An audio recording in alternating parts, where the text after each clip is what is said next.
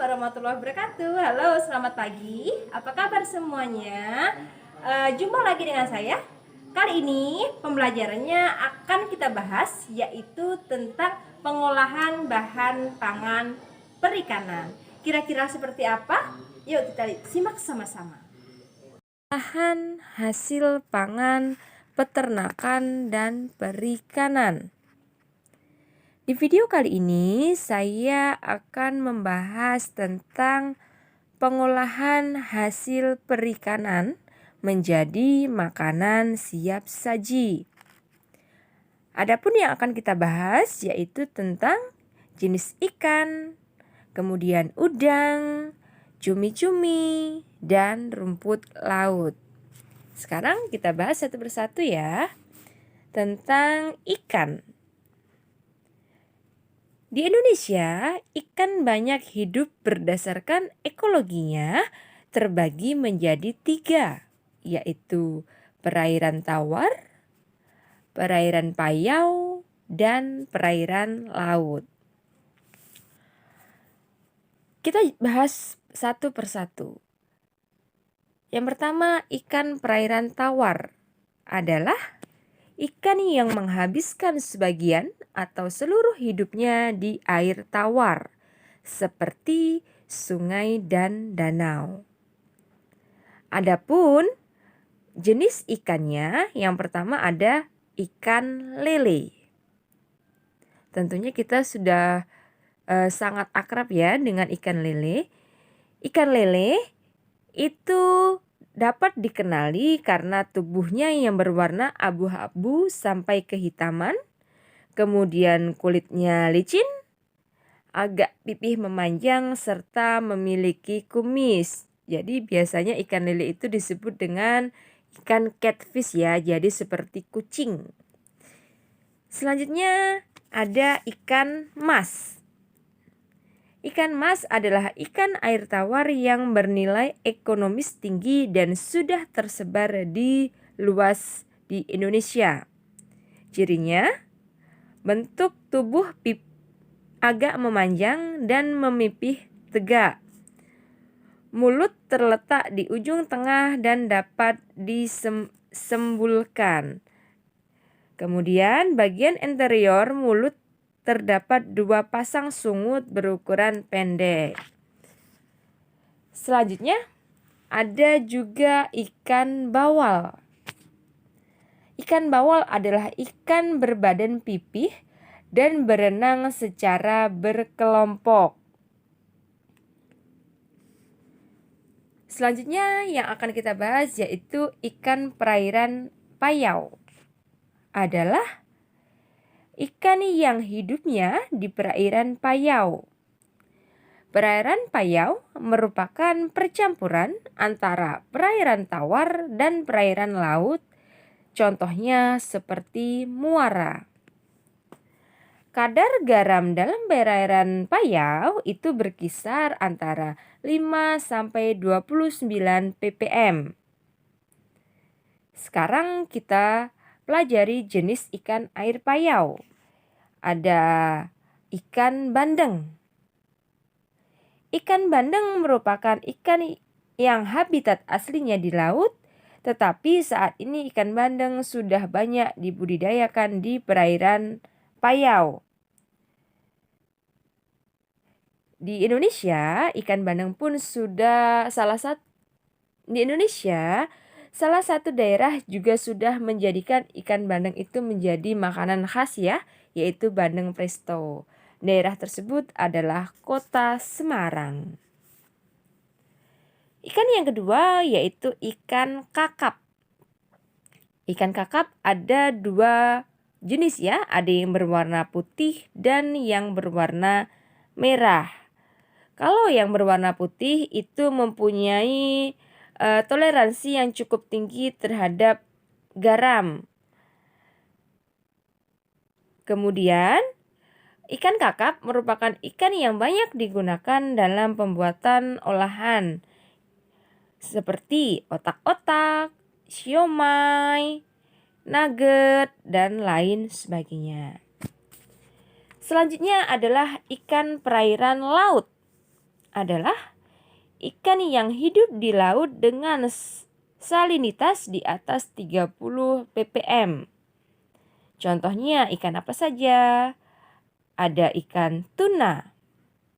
Ikan tuna adalah ikan perenang.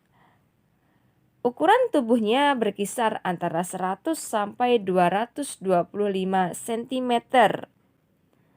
Hasil olahan ikan tuna itu bisa berupa filet ikan, kemudian stik tuna,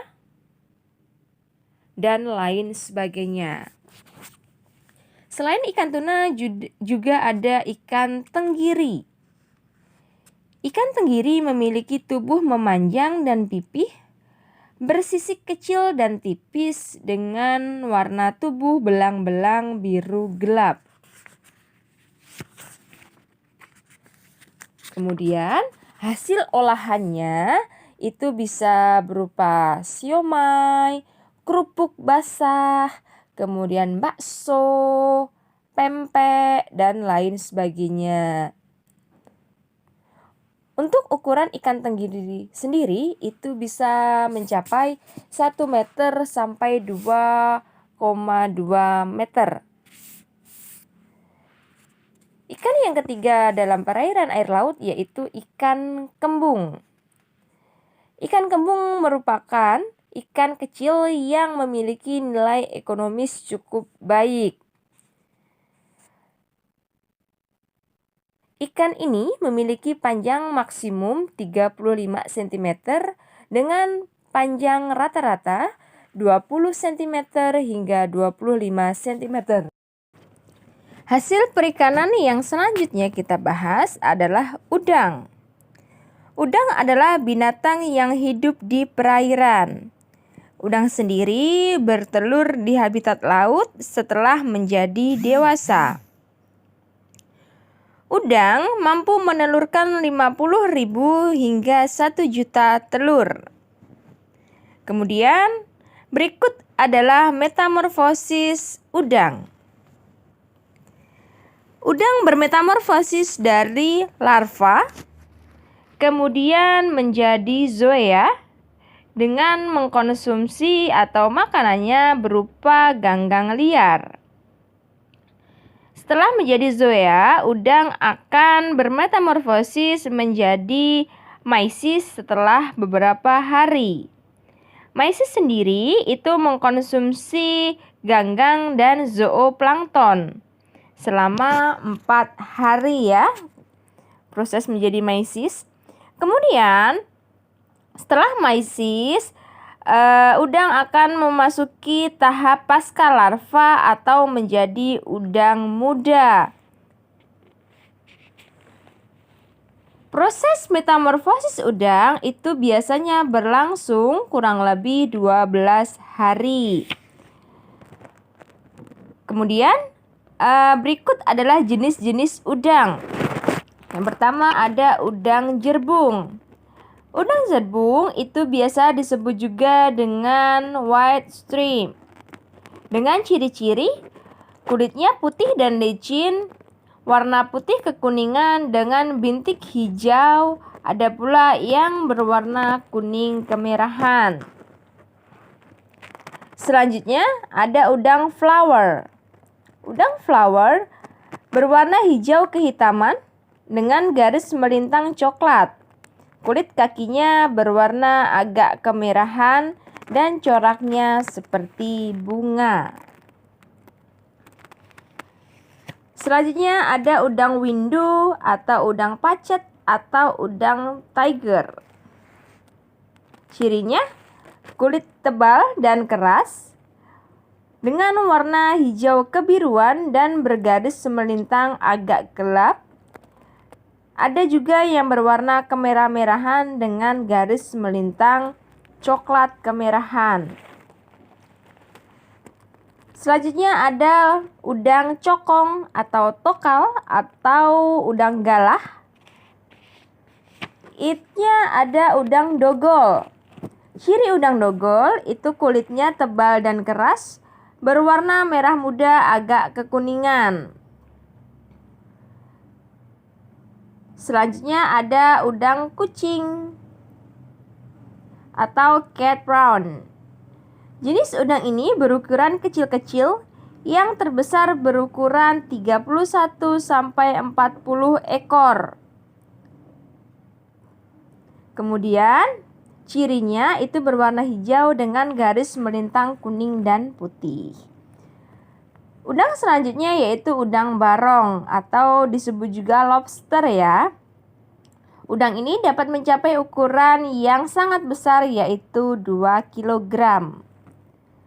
Yang terakhir udang rebon. Udang rebon itu berukuran kecil-kecil dan berwarna kemerah-merahan. Bahan perikanan yang kita bahas yaitu cumi-cumi. Cumi-cumi adalah kelompok hewan jenis moluska yang hidup di laut.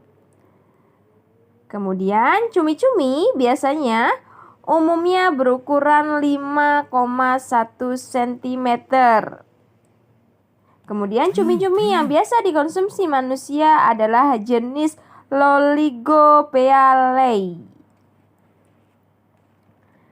Selanjutnya, ikan cumi-cumi memiliki 3 jenis ya. Yang pertama ada cumi-cumi sotong.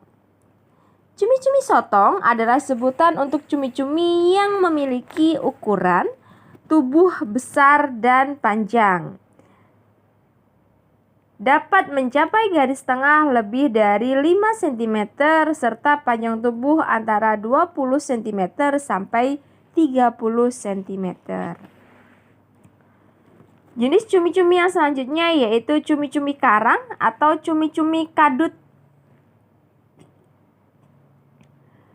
Cumi-cumi karang atau disebut juga dengan cumi-cumi kadut memiliki bentuk tubuh hampir sama dengan cumi-cumi biasa. Hanya saja jenis ini lebih besar dan pipis serta berwarna sedikit gelap dan memiliki ciri khas yaitu sebuah batok atau cangkang dalam punggung badannya yang disebut totok.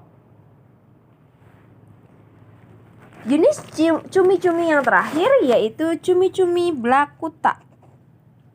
Cumi-cumi blakuta memiliki ciri ukuran tubuhnya berbeda dengan cumi-cumi umumnya. Postur tubuhnya lebih pendek, melebar dan memiliki tulang punggung yang keras. Kemudian yang terakhir, hasil perikanan yaitu rumput laut. Rumput laut adalah alga makroskopik yang hidup di perairan layaknya alga lainnya. Demikian penjelasan tentang pengolahan pangan perikanan. Saya harap kalian semua sudah memahami. Kalau misalkan kalian belum memahami, silahkan chat saya secara langsung atau komen di kolom komentar. Oke? Wabillahi taufiq wal hidayah. Wassalamualaikum warahmatullahi wabarakatuh. Selamat pagi.